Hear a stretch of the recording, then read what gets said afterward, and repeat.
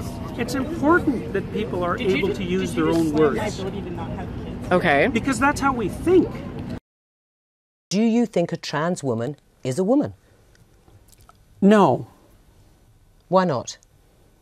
Because I think that women are capable, generally speaking, of having babies, and they have female genitalia, and they have an XX chromosome, and I think the biological markers are relevant. It doesn't necessarily mean that I don't think that people should be treated with respect and dignity if they happen not to fit easily into a gender category. That's a different issue. Right. But it's a matter of definition, and I actually think it's a foolish argument in some sense, because what do you mean by real? Well, I mean, you've just clarified that, though. You don't think that a trans woman is a woman. And do you think that that is what is behind or explains your opposition to this idea of a law mandating you to use a preferred pronoun, is because you don't actually believe that that's the truth, that a trans woman is a woman, and therefore you can't use that pronoun? No, that's not my argument at all. Really?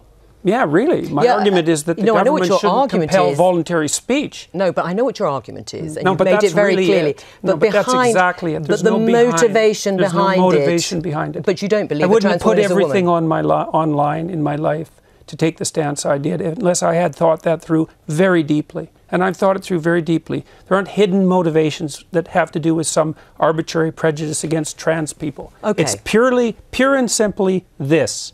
There's never been a time in English common law history where the government compelled speech, and the Canadian government dared to do that. And that was unacceptable. And they masked it with this show of compassion for the oppressed, and I don't buy it.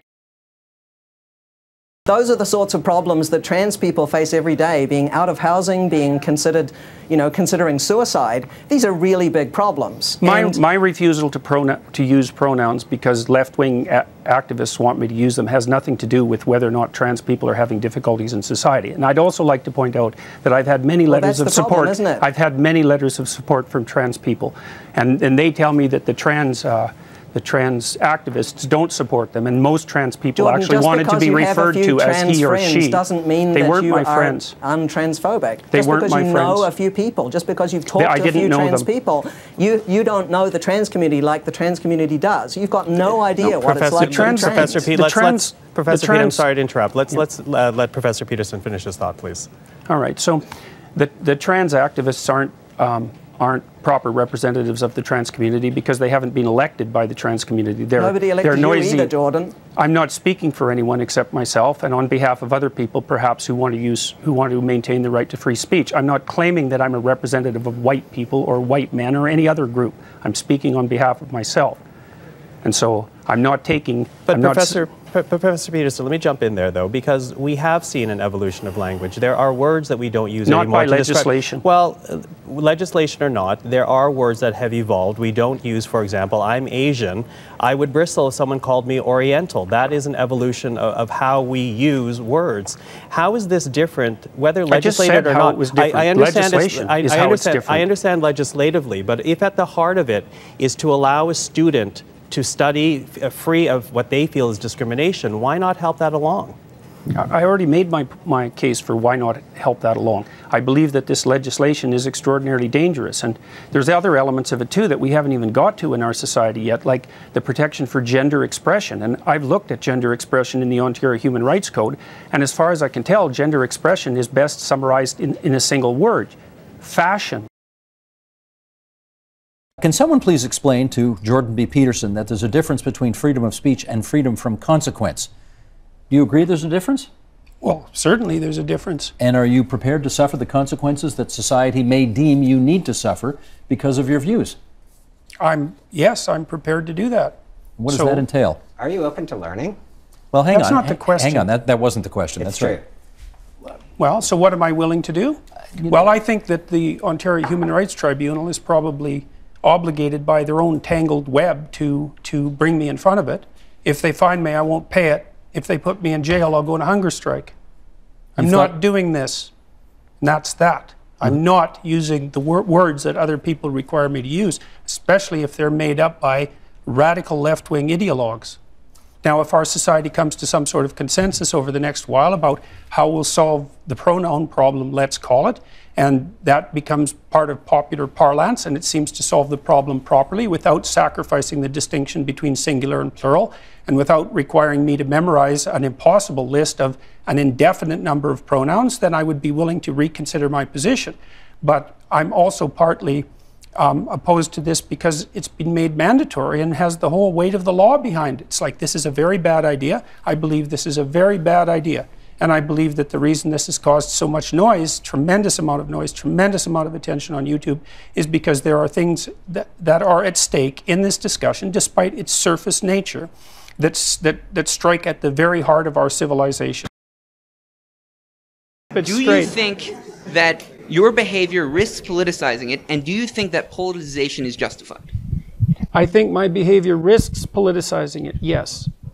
I would rather it not be politicized. And I'm doing what I can to manage that risk. However, it's become political in my country because the government implemented compelled speech legislation. So I wasn't complaining about that before it became political. Now, there is a time, even when you're detached in some sense from the political realm, that you can't be detached anymore. Well, I'm not happy with the fact that this has become politicized.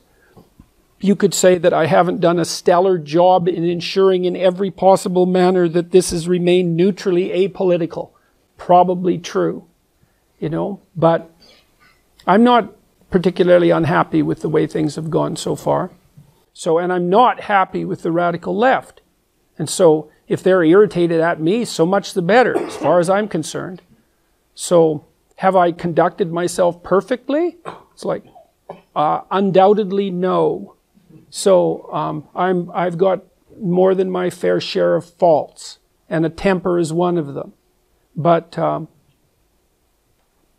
I'm muddling through.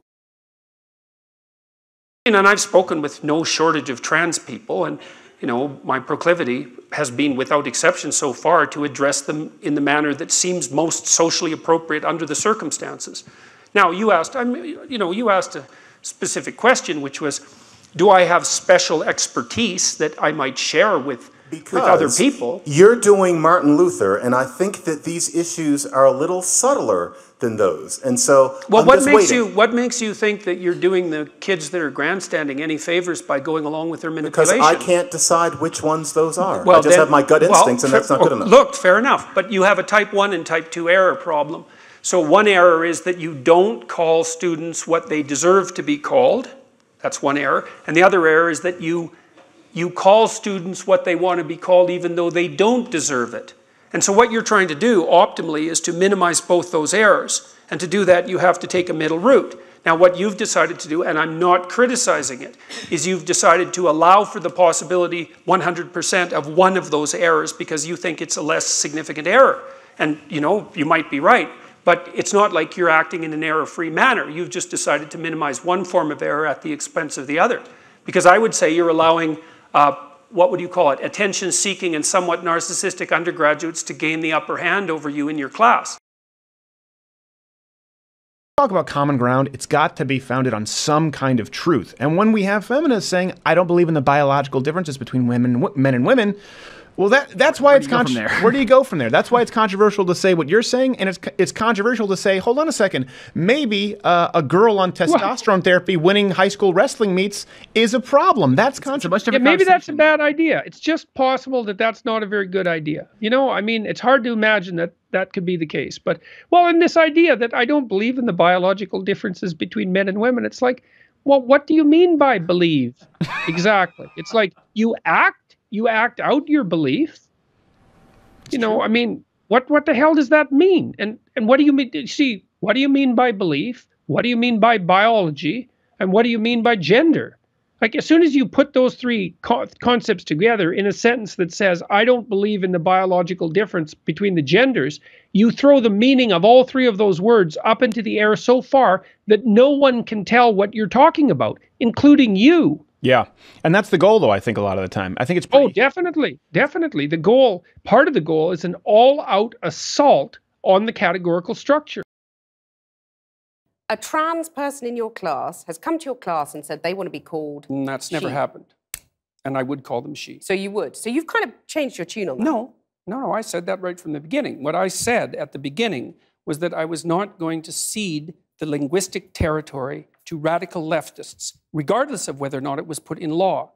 That's what I said. And then the people who came after me said, oh, you must be transphobic and you mistreat a student in your class. It's like, I never mistreated a student in my class. I'm not transphobic, and that isn't what I said. Well, except you've also called trans campaigners authoritarian, haven't you? I mean, isn't that grossly... Well, only in the broader context of my claims that radical leftist ideologues are authoritarian, yes, which they are. You're saying someone who's trying to work out their gender identity, who may well have struggled with that, had quite a tough time over the years. With it, yeah. You're comparing them with, you know, Chairman Mao, who saw the deaths of millions of people. Well, even if the activists, you know, they're trans people too. They have a right to say these things. Yeah, but they don't have a right to speak for their whole community. To compare them to Chairman Mao or, you know, Pinochet, Augusto Pinochet. I mean, you know, this is grossly insensitive. I didn't compare them to Pinochet.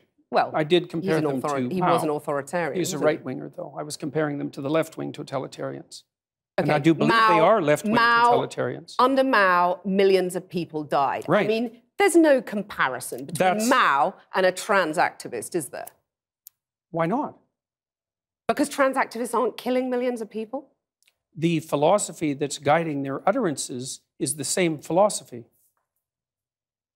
The consequences are... Not yet. You're saying that trans activists could lead to the deaths of millions of people? No, I'm saying that the philosophy that drives their utterances is the same philosophy that already has driven us to the deaths of millions of people. Okay, tell us how that philosophy is in any way comparable. Sure, that's no problem. The first thing is that the philosophy presumes that group identity is paramount. That's the fundamental philosophy that drove the Soviet Union and Maoist China. And it's the fundamental philosophy of the left-wing activists. It's identity politics. It doesn't matter who you are as an individual. It matters who you are in terms of your group identity.